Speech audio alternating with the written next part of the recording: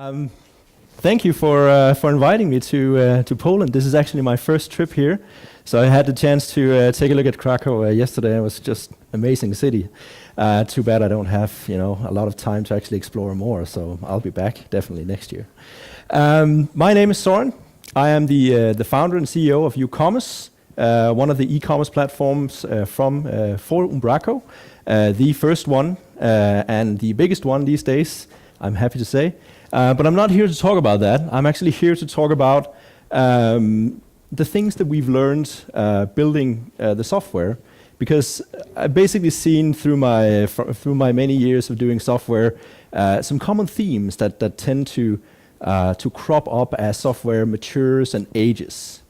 So I just want to ask you guys, how many of you have sort of seen, you jump into a project and everything is great, you're building and it's going really great, you're sort of knocking out the features, more and more stuff every day, but then something happens over time.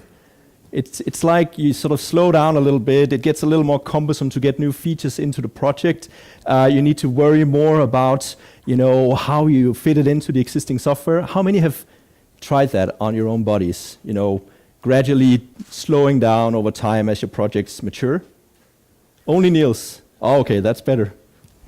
I think this happens on every project. And let me tell you about, we've all been there on that project where you had the altar, right?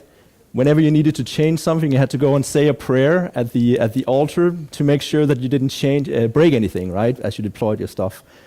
My career actually started out in 2002 with such a project, where basically it was an e-commerce project that had been in production for a number of years, and whenever we changed something, things would invariably break in the other end of the system. We had no way of knowing what was actually happening, so every time we changed something, it was with much trepidation because we literally didn't know what would happen. And I just want to illustrate, one of the problems here. How many of you have done VB script? VB script? 3? Okay, 4. Those were the days, right? This was done in VB script back in the good old days. And this is sort of one of the symptoms that happen in one of these projects. It literally had a function in there that was called, can you read it? A function that prints a little of that and a little of this, right? And the problem there was that this was sort of symptomatic for the entire project, that it was sort of reaching out to many different areas of the system and just doing stuff. And so when you change something over here, it would break over there. So not a great place to be. This is what I'm talking about. Let me see if I can find that pointer. If you think about the productivity, I know it sounds a little boring. I'll get into how you can actually address it a little bit.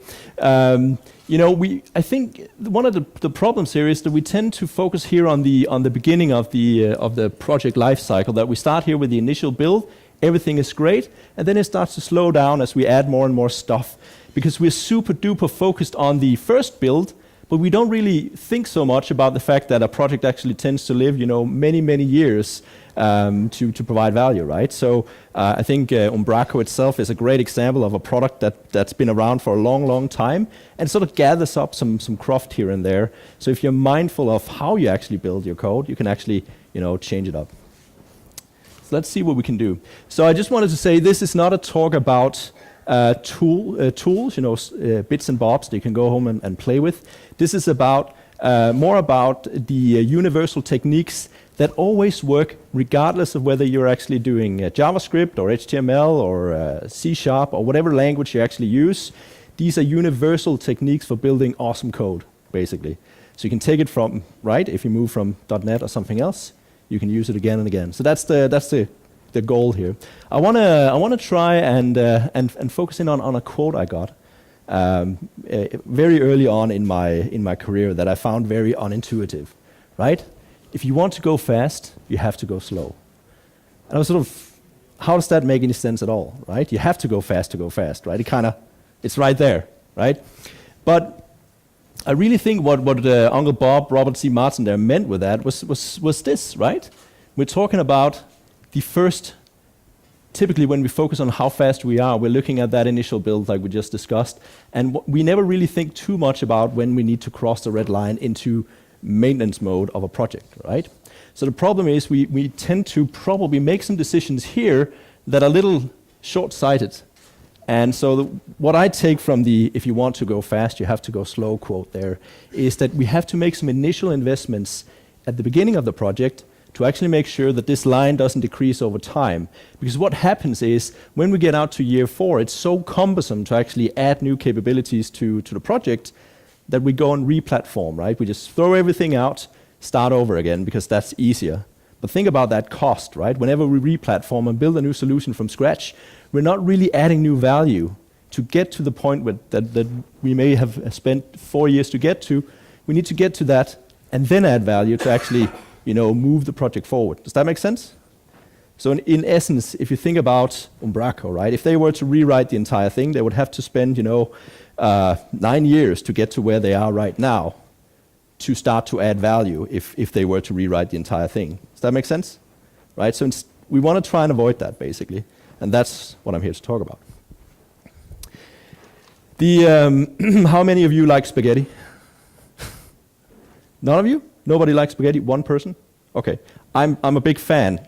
I'm just not a big fan of spaghetti when it looks like this, and it's actually the way my software looks. Because this is basically the problem, right? When everything is piled up into one big ball, it's very difficult to work with. So we want to try and go from this into something more like this, right? Where we have some nicely defined bits and pieces that we can work with in our solutions that we can put together in different ways, basically. And I don't know if you know, but I'm Danish. And in Denmark, every Dane has a certain quota that we need to fulfill. So that's why I'm bringing Lego blocks. We actually need to have Lego blocks in every presentation we do. Not many people know this, but so I'm trying to fill my quota. It is end of the year, so it will be a heavy Lego brick presentation this. So be forewarned, right? But we want to try and think about our software like this, because at the end of the day, and I know this is a cliche, we can build something like this, right? Something big and beautiful, but that we can actually change and modify without actually breaking the entire thing. And it's all about one line, the line that we looked at a couple of times. It's all about trying to get to a point where productivity is sort of a fixed thing, and that it may even improve a little bit over the time of your project, because once you build up a nice catalog of components, things that you can reuse, you can start to click them together in new and interesting ways and unlock more value in the solutions that you're building for your clients. So it may actually take a little notch up there at the end, hopefully. But if it's just a straight line, that's fine, as long as it's not going down. Okay, so I'm trying to give you three things today. I want to give you sort of a high level of what it's it's required to build software, where we actually have that linear evolution there. I want to try and see if we can get to reuse in software, so we can start to, instead of writing the same thing over and over again, maybe we can build it once and then reuse it in different situations. And finally, I try to do this with every presentation. I want to give you at least one thing that you can go back and play around with during the weekend or next week when you return to your jobs. So there will be some practical stuff in here. If you have any questions, if I'm not making any sense, I really do appreciate if somebody would reach up your hand and say, Søren, you're not making any sense. Can you help me do that, maybe? Yeah? Good. So at the high level, this is all about components, right? It's all about trying to think about all of the little pieces that make up a solution as little Lego bricks that we click together. So that's really the 10,000 foot view of building great software. If we can get down to the right size of Lego, that is basically where we want to go. And fortunately, we don't have to invent a lot of principles and things to actually get to where we need to go. Uncle Bob, that I mentioned at the beginning, Robert C. Martin, he already did that for us. It's the solid principles. And how many of you actually know the solid principles? Have heard about them? 1, 2, 3, 4, 10, 12. Good. Each letter stands for a principle that will get you to a better place. It's typically referenced when we talk about C# and C++ and that type of stuff. But the solid principles can actually be applied to any language. It can also be applied at the macro level and the micro level. We're looking at the micro level today, so classes and interfaces and things like that. But you can actually think about the solid principles in the context of whole systems that are working together, so multiple different IT systems that are clicking together, but that's a whole different talk. But it's basically just about figuring out what's the responsibility of the thing that I'm doing and how does it interact with the world around it. And we'll go through each of them. So it's basically these 5 principles. The single responsibility principle. Single thing in your system must do one thing and one thing only. It shouldn't try and overreach and do many different things. It's the OpenClosed principle. We need to be able to modify the behavior of software without actually changing existing software. It might be a little counterintuitive, but I'll show you how it can be done. It is the Liskov substitution principle. Basically, how can we plug into the system without breaking it? It is interface segregation, the I. It's about creating interfaces that are actually reusable in different situations. And it's the D, the dependency inversion principle, that is all about decoupling software even more than what we're doing today. And I'll explain each and every one of them. So, if you remember just one thing from this talk today, it's this, the single responsibility principle. If you do only one thing, if you go back and do just one thing, it's this. This awesome Swiss knife here is the perfect example of what's not single responsibility principle, because it's trying to be everything for everybody, and as a result, it's not great at anything, right? You can't, even though the Swiss Army knife has a saw in it, you wouldn't go and fell a tree with it, probably. Has anybody tried? I haven't, but I don't think it would be a great experience. You want to use a real saw for that, right? To make it work. And so it's really just about trying to home in on every single piece, doing one thing and one thing only. Let me show you an example of what that is not, right?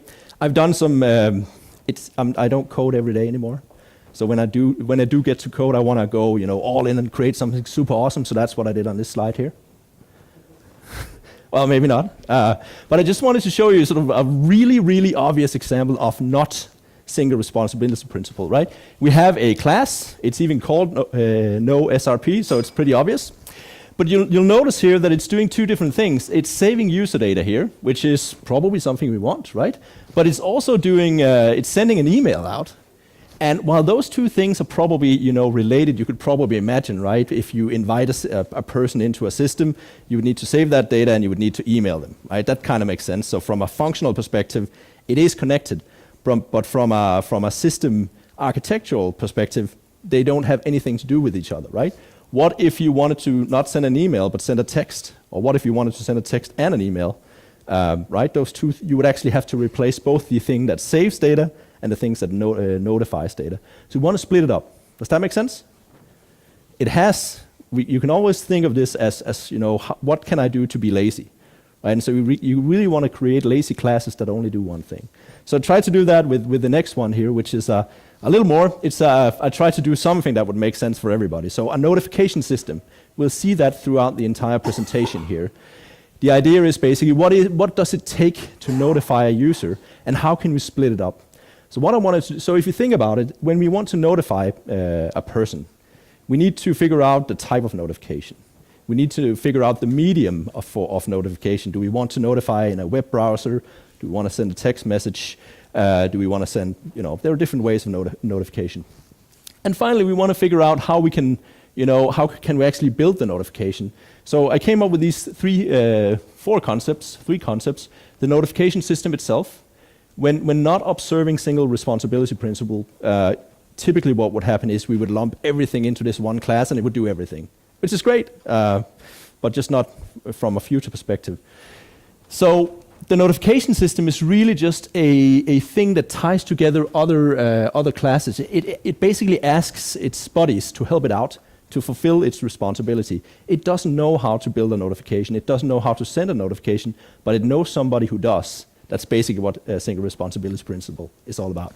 So you see down here that I have a content builder right here, and that's basically building the contents for the notification, the iOS notification, or whatever it might be. And down here you can see I have the thing that's actually sending it. So this is just the way I decided to split it up. Many different ways of doing it, but it is a way, right, where we have now 3 different classes. One that is the notification system itself, one that takes care of creating the content for the notification, and finally one that actually sends the notification. So you can change it up, right? And the beauty is each of these 3 pieces are very simple. because they only need to deal with that one aspect of the overall process. Does that make sense? That single responsibility principle. I tried to come up with some rules of thumb for each of these principles, some things you could try and apply to your own code, and maybe it would give you an idea of whether you're there or not. But rules of thumb are sort of, they try and be universal, but it's really not. So take them with a grain of salt. But you can try and use them as you try and apply these principles. So the first one is it easy to find a good name for your class? Right? We've all been there in that situation. How many of you have done a class that ends on manager or util or god class? Well, maybe not the last one, but util or manager, right? How many? Put up your paw, don't be shy. Yep, there you go, half of you, right? When something like that happens, it tends to be because it doesn't have a clearly defined responsibility. It's the manager. Okay, great. So is it easy to find a good name for the class? Is the name of the class self-explanatory, right? The currency utility. What does it do? Things pertaining to currencies, supposedly. But what if it was called the currency converter class, or the currency rounding class, something like that, where it's very easy to see what it actually does, right? So if you can, in the name of the class, actually get a sense of what it does, that's a pretty good place to be. Essentially what happens is the methods that you tend to have today that explains what the class do, they become less relevant because the class itself actually has that information in its name. Does that make sense? Good. Let's try another one. This is a great one. And I know some things are very complex and they require lots of lines of code. But in many cases, when you're observing the single responsibility principle, your classes tend to slim down and just be 20, 50 lines of code. That's it. And once you exceed that, you need to start thinking about, is this thing doing too much? And again, rules of thumb. Some things need to be some things are complex and require a lot of code. I think the SAML stuff that Paul showed us before, probably not just 20 lines of code, but who knows, right?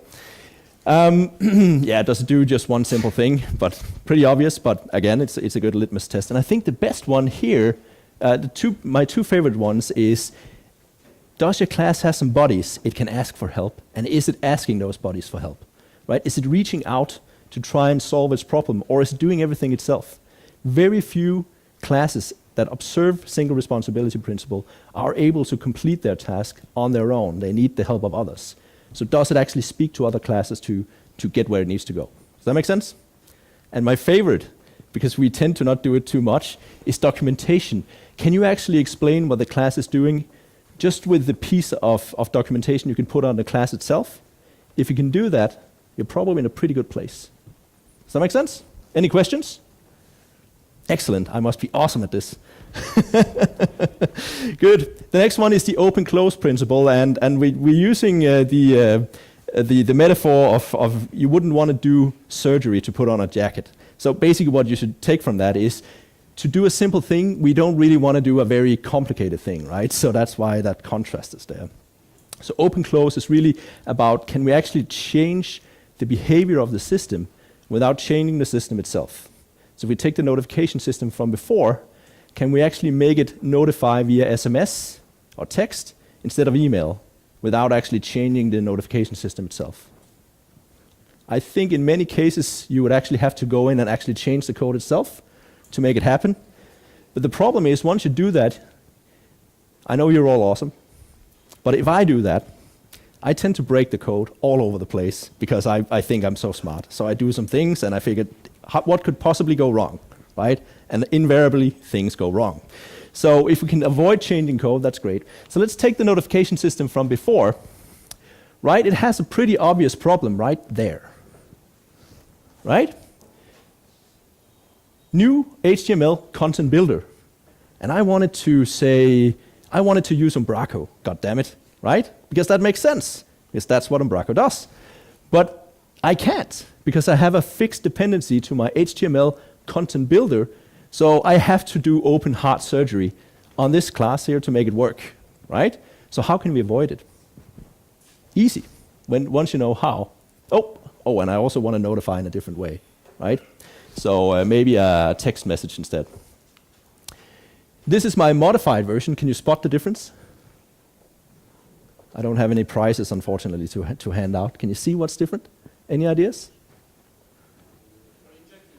Sorry, what's that? Yes, I am injecting the notifier and the content builder specifically right there. So instead of having a hard coupling between two different classes, I'm passing them into the class so they can help each other out. But what I'm basically doing is I'm taking the responsibility of figuring out how I want to send my notification from inside the class to outside the class. Simple stuff, very simple stuff, but it does make a big, big difference in how efficiently you can maintain a system. And you'll notice down here that it's no longer saying HTML builder, right? Right there, it's just saying content builder. My notification system is no longer aware of how, what is actually being composed. It just asks somebody to do it, and HTML might be returned from Umbraco or somewhere else, or it might be plain text. It doesn't really matter. The notification system doesn't care. It just needs a string of some form that it can use. Does that make sense? And same thing again with the notification. It's just saying, send the notification.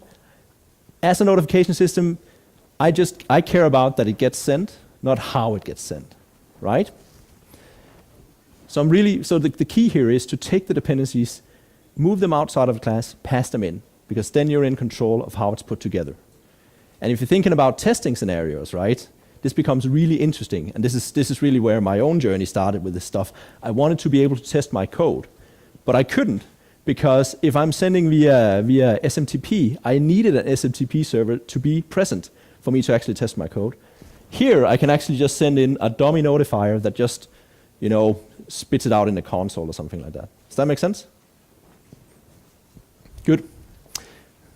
I couldn't help myself, so I also have an example of how we do it in Ucommerce, because this is exactly how Ucommerce is built, and of course it makes it super easy to extend the platform.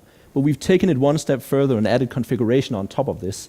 So the question here becomes, how do we decide which notifier to use and which content builder to use? At the end of the day, at some point, we have to new up one of these guys to make it work, right? And so we just have the dependency hard-coded someplace else, right? So the key here is to use an inversion of control container that unfortunately I'm not going to talk about today, but it's basically a piece of software that holds a configuration that says, this is how I want my objects to click together, and you can then provide it with a configuration file a la this that tells it how to new up these things. So we don't actually use the new keyword anywhere in the platform. It's all configuration that gives us the object. We just ask the configuration system, give us an object, and it'll click it together. This is what we call a pipeline in Ucommerce. And the reason it looks like this is because business logic is very different from different commerce solutions, right? This is a checkout, what happens when a customer checks out. And typically, we can sort of come up with a fixed way of doing it. But from one client to the other, there may be differences. And so the pipeline concept is our approach to try and come up with a way where you can actually hook into it and say, well, I want something different to happen, here at the bottom, down here, or in the middle, or I want to remove some of the default capabilities that are there. But basically, at the end of the day, it is just leveraging the technique we just saw with OpenClosed, because we have to. You cannot modify Ucommerce for obvious reasons.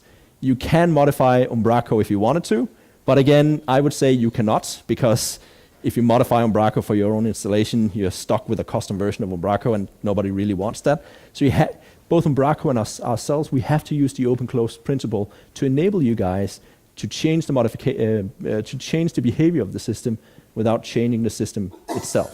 Does that make sense? Remember, grain of salt when it comes to rule of thumb, but I have tried to come up with some for this as well. So let's look at the first one. Pretty obvious, right? Can you make it do something different without changing the code? Can you pass in something different? If you can, good, then we're in a good place. Does your class receive its dependencies from the outside? So can you actually pass new ones in? Does that make sense? Through a constructor, through a property, can you actually get at the dependencies or not? If you can't, you're violating the OpenClosed principle. If you can, blue thumbs up. Oh. Any questions for that? Cool. This is my favorite, the Liskov substitution principle. Probably the most difficult one to explain, but probably also the one that bites you on the ass the most. So that's great, right? It's difficult to explain, and it's the one that always gets you. So I'll give it a shot here. The idea here is, if it looks like a duck, quacks like a duck, it's probably a duck. So you want things to be similar. And again, remember, Dane, Lego quota, so more Lego bricks here. The idea is basically that if you have different implementations of the same thing, it should behave the same. So what does that mean? Well, you've probably taken a class and inherited it at some point. Some existing class, inherited it in another class, changed its behavior some way. The thing is, that's okay, but you just need to make sure that it doesn't radically change its behavior. So that's why I'm using these bricks. Because what's cool about Lego bricks is they have a very clearly defined interface that you need to adhere to in order to click them together, right? The interface are the little nubbins up here, right? As long as those are the same, it will work. They can be of different color, they can be of different sizes, but they will still click together. But the moment you change those nubbins, they have an actual name that I forget, so minus points for me. But then you're good, right? The moment you try to introduce a Frankenbrick into the mix, it starts to go a little wrong, right? It doesn't really work that well. So you want to make sure that your components, your bricks, are compatible. And let me give you an example of that. This is an example of the notification system from before, where we're breaking the Liskov substitution principle. Can you see where I'm doing that?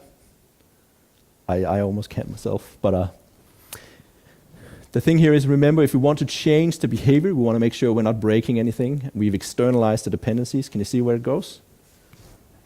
Right there. Boom. Because you'll see, we made that change of bringing in our dependencies from the outside now. So iNotifier can be anything, right? It can be any type that we have implemented this interface on. But you'll notice down here that I'm saying to my notifier, hey, you're a console notifier, so I'm specifically tying my code to one implementation, which is problematic because if I'm sending in my Umbraco notifier from before, my text notifier, the code will blow up, right, in a very severe way. And here, the question is, why am I actually doing that? Well, it turns out that my console notifier actually introduced something new that's not part of my iNotifier interface. This multi-line property here is not actually part of the interface, so to get at it, I had to typecast it to set it, because I wanted my message to, span multiple lines. So that's a problem. So just to avoid breaking the Liskov substitution principle, it's important that you don't know about the actual underlying implementation.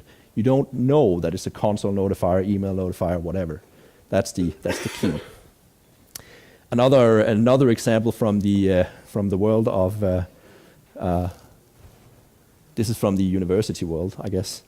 The classic with the rectangle and the square. They both have four sides, and they look the same, but they're not actually quite the same. So if you start up here, you can see the rectangle has a height and width. That makes sense. Same thing for a rectangle. But the implementation of a square here says a square needs to have the same length, right, on every side. So to accomplish that, it's just saying whenever we're setting the height, it's just doing height and width, and the same thing for width, which makes sense for a square, right? The problem is that once you start to do your testing here, it's breaking all over the place because we're breaking the Liskov substitution principle because the two internal behaviors are different. In this particular example, not with these squares, but this is actually what is biting you on the ass the most. Because the internal behavior changed in a subtle way, and all of a sudden you're getting a null reference, or the system behaves in a very unexpected way. So this is the one. So I had to bring a Star Wars reference in, right? What I'm trying to say here, Liskov is like the force, right? It flows around us, surrounds the code and all that. It's always there. It's a type of implicit contract that's in your system. When I say implicit, I mean it's opposed to, say, the way a class works or an interface works. They are explicit contracts. You can look at them with your eyes and figure out what you need to do. But Liskov are implicit contracts. They are just there as part of the system, as part of the decisions you're making, the very obvious decisions you're making in the moment. But go down to next week or next month or next year, and those decisions are maybe not so obvious anymore, and that's when Liskov comes around and naps you. Yeah, so let's see if we can do this, right? This is something that I was trying to explain this to people studying software engineering. And so one of the things you can look at, the observable things, is what are you actually sending into a class? What are the input arguments? What is the data you're putting into the system? Is it in the same range? So say you have something that needs an integer, some number, right? And maybe you've only done implementations that only deals from numbers from 0 to infinity. That's great. But all of a sudden you're introducing a new implementation of that is starting to deal with negative numbers, and you hadn't actually dealt with that in the system. You can actually start to break it all over the place in a very simple way, just because the data is different.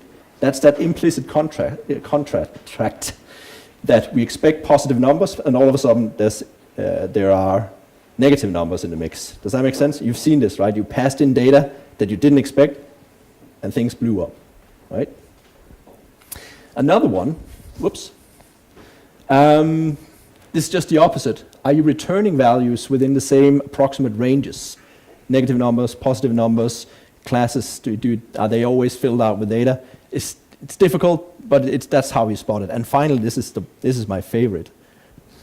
Are you doing any implementations that are actually starting to throw exceptions where it didn't before? Imagine your code, right? You've probably done this. Oh, you haven't. But I know somebody who has. I have a friend that did it once. The epic try-catch block. How many of you have it? No, I don't even. I did it once, that one time, and never again. Try, catch everything, right? And that was great because all my errors went away. But on the negative side, I couldn't see the errors anymore, so I didn't know why the hell my system was failing. But the reason I had to do it is because the code I was using was throwing unexpected exceptions in different scenarios. So I couldn't actually not do it. So it's a great sort of example where it very obviously breaks if one doesn't do it and another one does do it. Does it make sense? I'm hoping that it may make a little bit of sense. Okay, this is the most difficult one, but these are some of the things you can look at. This is the one that basically separates an engineer with 1 year of experience and an engineer of 10 years of experience. Okay. Interface segregation. Basically, where do I plug in? So we're looking at a thing here with lots of whoops, wrong button. We're looking at a thing here with lots of interfaces, right? There's we can plug in a key, we can plug in some USB. Where do I plug in? And if you think about interfaces in C#, the interfaces you've done, they may look a little like this. They may have, a huge number of methods on it, which makes it difficult to figure out when to use it. And also, it makes it difficult to figure out how to implement it. So what you want to do is, interface segregation, it's basically single responsibility principle for interfaces, right? So what I said about classes apply to interfaces as well, only they don't have any implementation. So the way you want to think about it is, if you can create interfaces that has 1 or 2 methods on it, that's a very good place to be. But once you start to get into 3, 4, 5, it tends to indicate that there is some implicit interaction going on between the methods on your interface. They need to be called in a certain order. They need to have a certain behavior, so they become more difficult to actually reuse. So as a result, interfaces look like this in Ucommerce, right? We needed clearly defined responsibility for the interface, so we needed a way to calculate a price. So there's something called iPricing service. We needed a way to calculate tax, so there's something else that does that. And a thing can opt into that complexity. So this is what it would ideally look like, right? So you can see here on the first one, the iPricing service. It's pretty easy to figure out what it actually does, right? It calculates a price based on the specified price list. Here for taxes, same thing for a product. Makes it fairly easy to deal with. Also, from your perspective, and from the consumers of your interfaces, whenever you add another method to an interface, you are requiring effort of the developer that needs to use it. It may be yourself, so that's pretty dumb, right, to start to require things of yourself. So if you can get away with it, fewer methods, because it makes everything easier and more clear. I screwed up once. Well, I've screwed up many times, just today actually, but I screwed up big time this one time when I was designing the system that captures payments for Ucommerce. I figured, well, that was my experience, it wasn't so well developed back then. When I had to define the thing that deals with credit cards, right? You know the process, but you bang in your credit card number, it authorizes your credit card, figures out if it's valid, if it has balance, and then later on you may want to acquire the money when you need to move it from your bank account to the web shop's bank account, and maybe you want to cancel it. And the interface I designed looks like this, and it still does today. This was designed, back in 28 or something like that. This was great because this was what I saw payment service providers do. They all supported authorization, capture, and cancel until they didn't. All of a sudden, we moved into Australia and we needed to support another gateway, and guess what? That gateway only supported this first piece here, request payment. That's it. And all of a sudden, my beautiful interface broke because I required developers to go in and implement all of it to make sense. But this particular payment gateway didn't actually offer services that did all of it. Does that make sense? So you can see how it can come back and bite you on the ass, and did for me. If I were to redo it, how do you think it would look like to support this scenario here? Any ideas? Sorry? Sorry? Separate into separate steps. Yes, let's do that. Boom. Separate into separate steps. Look at this. I know it looks a little, but it's actually beautiful. This is something I go to bed at night and think about, but I can't change it because we have so many implementations of this stuff that if I were to do that, then I would break every application that uses it. But this is beautiful because basically this gives you opt-in capability, right? You can opt into the things you need, and the things you don't need, you just ignore. And I would say even without documentation, most of these interfaces are self-explanatory, right? The first one, it authorizes the payment. It says so there 2 times. Let's skip the other one because that's not immediately obvious, but whoops. But this one here, I acquire payment. It's even what you would say. I acquire payment as an interface, right? And same thing, it says so too. It should actually say I cancel payment here. I did this last night. This is why you shouldn't do slides, in the evening before you need to present them. But the beauty here, it's only one method and they're self-explanatory, to my mind at least. And let me show you. So PayPal, for example, is a gateway that supports all of it. So it implements I authorize payments, I cancel payment, I acquire payment, I async. It gives you a very clear idea of the capabilities offered by PayPal. Whereas these guys in Australia, I'm a big fan of eWay. Well, they're okay. They do this, right? There is a clear separation of the capabilities between these 2 gateways. You can look at the code and see this one does more, this one does less. And you can probably imagine what the eWay implementation looks like in Ucommerce today. Throw not supported, not implemented exception, right? In 3 cases, which is super dumb. So it happens, right? Just an example of interface segregation. Rule of thumb, if you have one method, that's probably a good place to be. But the beauty is when you start to use it in a client like this is just an example where the idea here is that I want to loop over all the payments that are made for a particular order, and I want to cancel the ones that I can cancel. I am not assuming that I actually can cancel all of them. They could be made with different payment methods.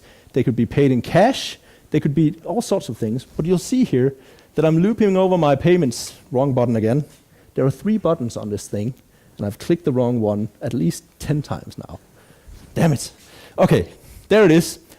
We have an order with payments on it, right? You can see here I'm interrogating my payment method, asking for the payment method. So this is the thing that actually implements those interfaces we were just looking at. I'm casting that to I cancel payment, but when I do as, basically if it doesn't implement this particular interface, all I get back is a null. And so I can check for that null, and I can just ignore that particular payment that does not support this capability that I'm trying to use right now. Right?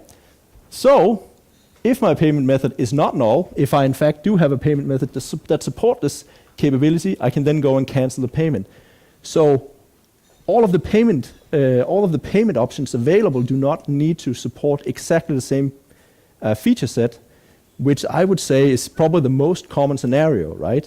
That you can't get a fully uniform feature set across a bunch of different services that are trying to accomplish the same thing. They're always different in some way. So this approach of opting in actually creates some pretty elegant code. And let's say, I don't know, maybe subscription payments become super popular like they are now, right? Back when I designed these interfaces originally, subscription payments were not really that prevalent. It was something some gateways could do, but today they're a requirement. And you can see how it's possible to just introduce another interface to add that capability. Does that make sense? So all the old stuff continues to work, but if we need additional capabilities, we can introduce little interfaces that enables us to do that. Does that make sense? So you can see how the code evolves. We don't have to change anything. We just add new stuff. Okay. Grain of salt time. So first one here. Does your interface define just one method? Again, it could be more, but this is basically what we have been teaching new engineers at Ucommerce for a long, long time.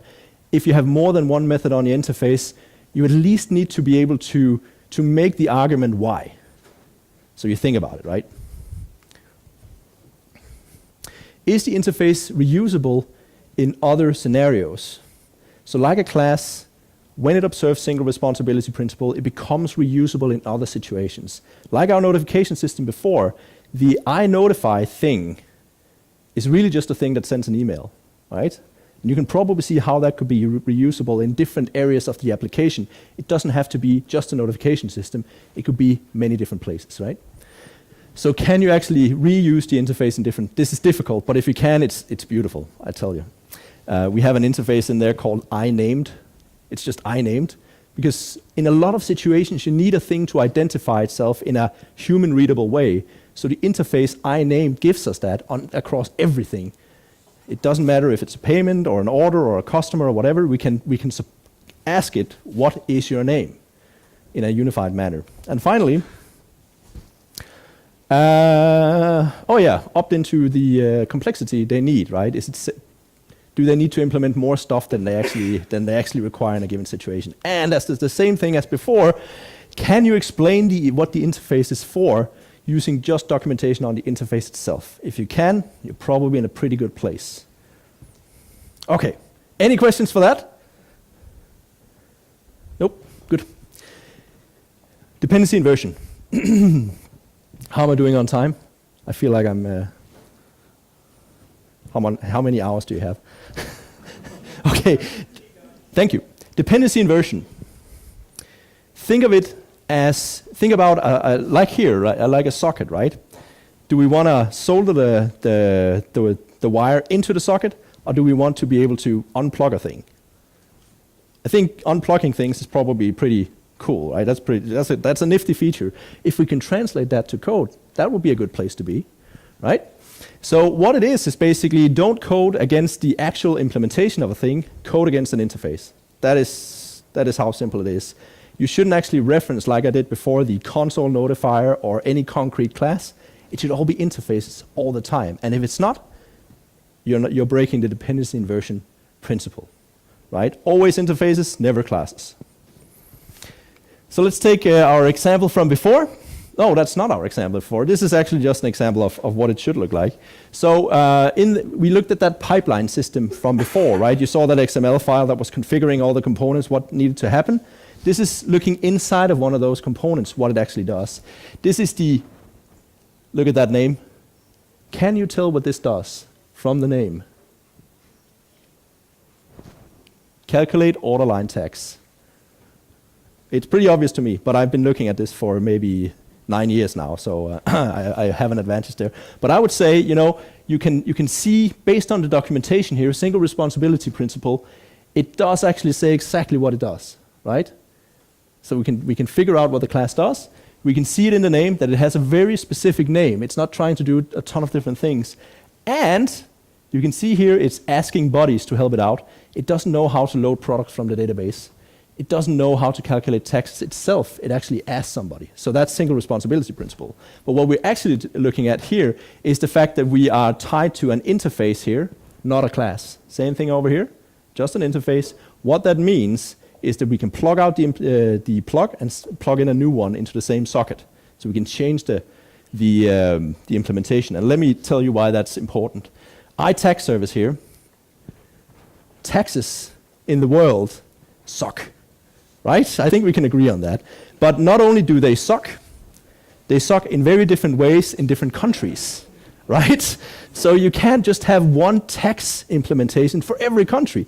Because in Germany, they like differentiated taxes. In the US, they like sales taxes in different states based on your actual, not the zip code, but your actual address, right? Damn it. In Europe, it's all VAT and so on and so forth. In in South America, they have all of it. Differentiated tax, VAT, sales tax, all modeled into one big thing. So you can't just have one implementation of that socket. Well, you could, but you can probably imagine the level of complexity in a thing that tries to express the complexity of all taxes in all of the world. Right? That's pretty difficult stuff. Huh? Yes, let's do a switch and we will be done with it. I think actually Ishmael will talk about switches later on in code smells, maybe? Yeah, kind of, maybe. Maybe, that's a tease right there. Okay, let's take the notification system from before. Can you spot the problem? We want to depend just on interfaces. What have I done wrong? Can you see it? Can you spot it? What? Yes. Whoop, right there, right? It says notifier and it says content builder. It's a concrete implementation. I wanted to say I in front of it, like this. Right? Because now I can plug in different implementations. I don't need to inherit anything. I just implement a new thing and I'm good to go. Think of it again from a unit testing perspective. Dummy notification system. Dummy, whatever, right? We can just plug it in and it works. And it doesn't require a lot of stuff. It's isolated from the world. So let's try with some of these rule of thumb things again. Dependency inversion. It's pretty simple, right? Do we rely solely on interfaces? If not, it's not dependency inversion. I just took this one for shits and giggles.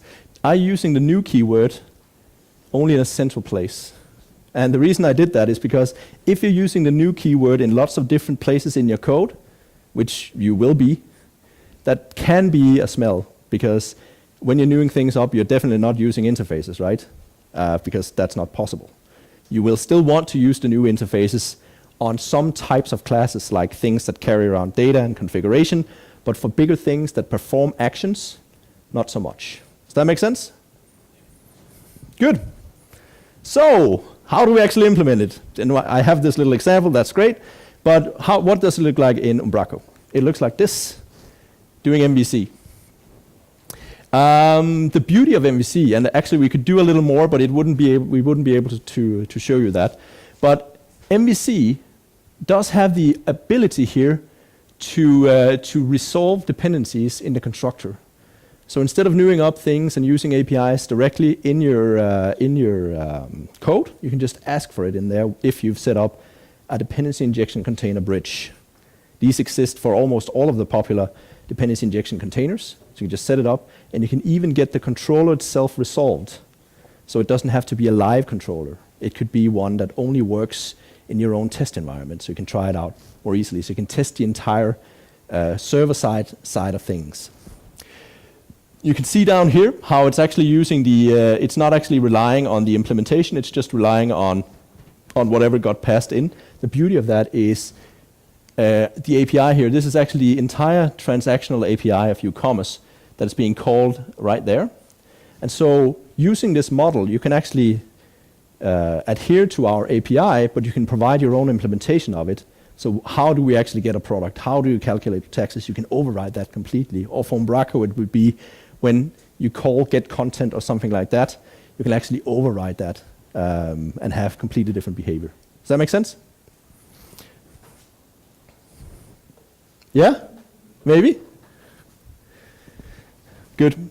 Now, I started out by saying that these are principles that can be applied to other things than C#, and then I go and show lots of C#, right? And for those of you doing JavaScript and things, you're probably going, what the hell is he talking about? Right? But it does actually apply to other things, because Angular, for example, exactly the same thing. It does support constructor injection, right? Wrong button again. Damn it. There we go. Right here, these are actually dependencies that are being fired into this particular controller in Angular. So the same principles apply. And this is more about factoring your components. This is more about how you put them together and the size and shape they have. The language is not important. It's the techniques, right? Or how about a web page? Can we do it there? Can we get the separation going? It's a little more difficult when we need to involve JavaScript and things, but you can actually do it. This is a screenshot from our accelerator that we put on top of Ucommerce and Umbraco to give you a sort of a working example of how to do commerce. But the way we put it together was basically using these principles where we say, well, a mini basket, you may want that in multiple different pages. That kind of makes sense. You probably maybe want it in multiple places, maybe at the top and the bottom of the page, and it should actually work on its own without relying on any other components. So that's the first thing. So we factored that out. Now, this quantity thing here is another example of that there's actually a connection between the quantity input control and the mini basket up here, because this one says 4 and that one says 4. So how do we disconnect them from each other while still keeping them up to date? Because the mini basket can't know whether this is here or not, because on a standard product page it wouldn't be there, but on the basket page it's there. So how do we make sure that those signals get transferred? And it's fairly simple stuff. It's events, right? That's a way of decoupling. Basically, this is one component. This is the mini basket component, and it's just basically looking for that particular event that is then fired from relevant other controls. So when something changes in the input box, that fires that event, and the controls that need that connection just picks it up. So it's not exactly the same as the injection stuff we looked at, but it does create that loose coupling between things, and it increases reusability. This is super important for us to do, because one of the requests we get from something like this is, can we use it as a foundation? Which is, the answer is yes. But the next question, and that's the little harder thing, is, can we reuse the individual things in our own solution? So can we rip it apart and pull it into our own solution? And the answer is also yes, using these techniques. And when you think about it, this is what you want from your own project as well. If you're building a login page, you don't want to do it from scratch, because you've done it 200 times before. You just want to take the thing and move it into a new project, and it works, right? So you can focus on building all the fun stuff instead of all the boring stuff. Angular, same thing, again, with broadcasts and things. We're actually using this in a project we're doing right now, revamping our UIs. Basically, we want to leverage the same technologies here to create modular UIs where you can reuse any visual component in any context, as long as it's supplied with data. And these are the techniques we're using to do that, to make the components communicate with each other in the proper way. Think about your view components as self-contained packages. HTML, JSON, not JSON, CSS, all of it in one package. This actually goes a little bit against the default MVC model in Visual Studio, where it actually wants to split out the assets by type. We would much rather see them actually packaged together in one package, because that makes them reusable. Once they're split up in different types, you don't know what goes together anymore. So just from a very practical perspective, that's what you want to do. When you're doing things that talk to each other, you want to ensure that they don't talk sideways, if that makes sense. You don't want them speaking, connecting directly to each other. You want a layer of abstraction. And you want your communication to always flow down. So the top level, the project level, these are the things that are client-specific from project to project. The feature level, these are things that can be reused across projects, because the mini basket is always what it is, the basket page, all those things are very similar. But different clients have different requirements, and you want to put those in the project level. Things that can be shared across projects, you want to stick those in the feature level, and the foundation level, these are the most reused things, like security providers and things like that can be used across many, many different projects. So the way the accelerator that we talked about before looks a little different from what you probably used to. But you can see here how we have a website here that basically ties together all the different things we need, right? So that is the end solution for the client. It's just an instance of these separate controls. They can be put together in other ways in another project. Then we have this type of project here called a feature. These are the reusable things from a website perspective. All the catalog navigation, transactional things, checkout flows and things like that. They're all packaged together, still separate. So you can have a website without the checkout flow, just with the product flow. But again, you can start thinking about this in your own solutions. This is just one example of how it could be done. Your projects will have the same traits.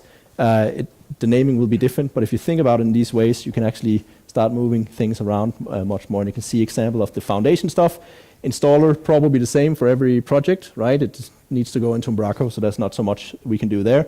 And MVC extensions, these are sort of the most reusable things that we need all the time, right? So things that always make sense in any situation-ish.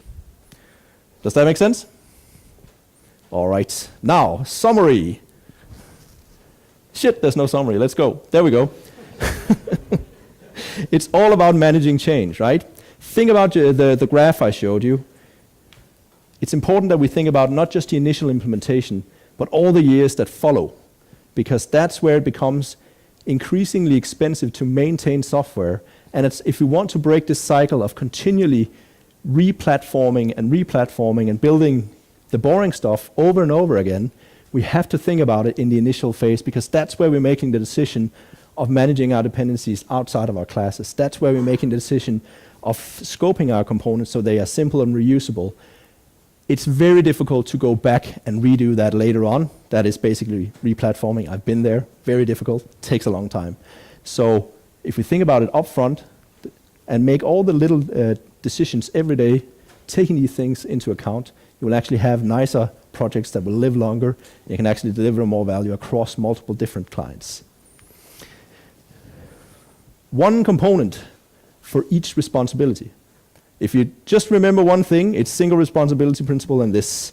Make sure everything just does one thing, right? Think of your dishwasher back home, or your vacuum cleaner, or your blender, or just things that you have in your home. It's not that common that you use a thing for multiple different purposes. You don't wash your clothes in your dishwasher, right? You don't wash your dishes in your in your washing machine, because it doesn't make any sense. And it's the same thing for code, exactly the same thing. While it is convenient to just have one washing machine and just put your plates in there, the result is not awesome. Package related components together. So even though you're splitting things up, if you take the notification system that we've been looking at for a while, the individual pieces do not make much sense on their own. So you still want to package them together in one, thing, but make sure you sort of make the packages in a way so they still make sense. Like the website we just looked at, we had all the catalog stuff in one place, we had all the transactional stuff in one place, all the overall navigation in one place, because those things tend to go together. A mini basket goes with the checkout flow, right? And the selection of payments and things like that. Again, the example would be different for you, but still. Let's see, reuse components. Yeah, that's sort of a given. If you do this, the odds of being able to do that are higher, at least. Extend without modifying. So if you have to go in and screw around in existing code, you need to think about that a little bit. It's not always avoidable, but it is something to look out for as a signal of maybe there's something we can do differently here. This is a big one. I'm not sure if I can ask this question, but okay, I was in an agency prior to doing Ucommerce. I managed 5 different teams. And so each team did maybe 3 or 4 projects every year, right? So that's 20 projects per year that are being pumped out, right? The problem was here, if each team did their own thing, if they did different principles and things like that, everything was different. And so it was difficult to move people around between projects. But if you observe these techniques here, it means that people will start working in a more unified way, because there is a shared understanding of what makes sense. And so the projects will start to unify over time. And that makes it easier, because you're reusing a component from over here in these 3 other projects. So already you've achieved a level of unification there. And it makes it easier for team members to move around between the project. And say you deliver a project and maybe 4 months down the line, the client comes back and says, I want this other thing. You don't need to expend a lot of effort actually figuring out how everything is put together, because you can just say, we have these 5 principles that we've observed, and that makes it very easy to drop into the project and get going fast, right? Yeah, fewer errors and easy testing. You can never prove that, but just take my word for it. Right, at the end of the day, this is what we're talking about, right? In order to go fast, we have to go slow. We have to adopt the principles. We have to make that initial investment at the beginning of the project in order for that productivity curve to actually increase over time. That's basically what it's all about. Whether or not it will actually increase, 40%, that's something different. Now, I want to leave you with a picture of the feet of my kids. Because it's a lot of stuff, right? It's a big mouthful. So, and what I've found in trying to adopt things like this is you want to try and wrap your head around all of it. And as a result, you look at it and you say, it's a lot of stuff, right? So we have this concept in Ucommerce called baby steps. And the baby step is really just to say, well, we know we have all this stuff we want to do. But we also know that we will choke on all of it if we try and adopt it all in one go. So we tend to pick one thing at a time, get really good at it, make it part of the way that we think and work, and once that's sort of ingrained in our approach to things, we'll take the next thing. And that's what I'm trying to say with baby steps here. If you do just one thing, do single responsibility principle. It's easy to understand. It's easy to see when it's happening and when it's not happening. Incorporate it into your product, code reviews, right? So your team members can look at each other and say, well, single responsibility principle, can we maybe split it up? And it doesn't cost a lot. It's just a few more classes. That's basically it, right? And that's it. If you have any questions, you can ask them now. You're welcome to reach out by email or on Twitter, and I will be here for a few more hours. Thank you so much for your attention.